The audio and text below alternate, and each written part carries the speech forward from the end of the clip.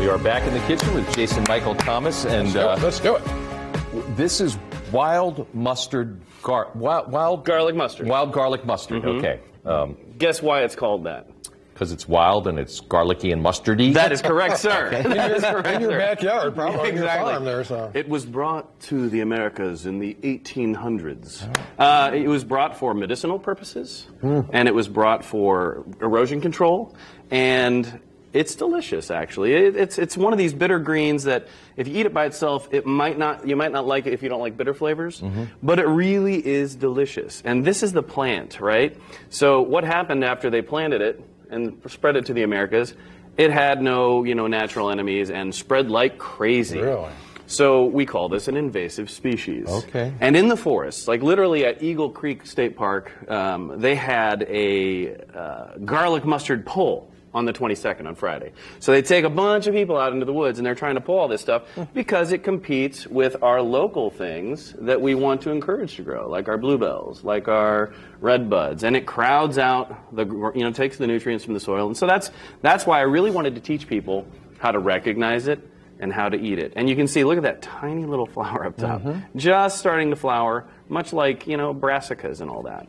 But a couple years ago, I did this recipe in Edible Indie. We did a little magazine thing, and I thought it'd be fun to repeat it, just because I want to encourage people to really enjoy the beauty and deliciousness and medicinal properties of this awesome ingredient that is growing like crazy out in the woods right now. You know what I was thinking, Jason, too, and that is, years ago, somebody had to be the first person to try this.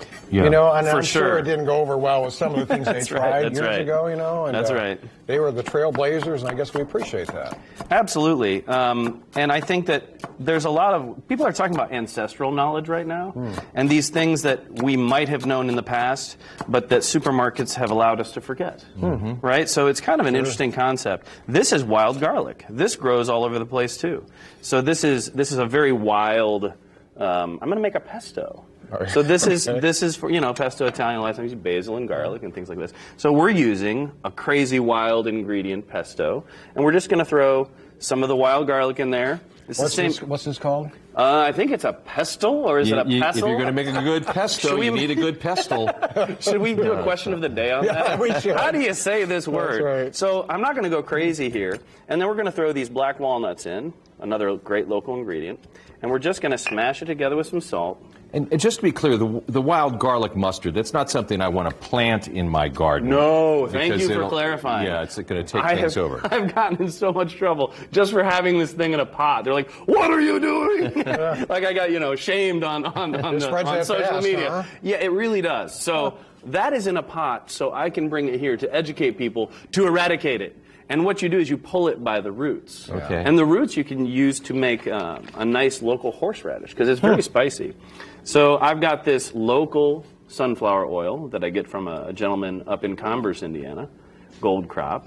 We're going to add plenty of little oil in there, and I've got my wild garlic in the oil already, which we also sell at the farmers markets. And I'm just going to mash this around in our mortar and pestle until it makes a nice little sauce. It's not just a ground cover. It is delicious. A salad, yeah. That's right. So, and you can add more or less of anything. But, in Italian cuisine, you know what they usually use, what I'm using the local nuts for? People might know, pine nuts, right? Okay.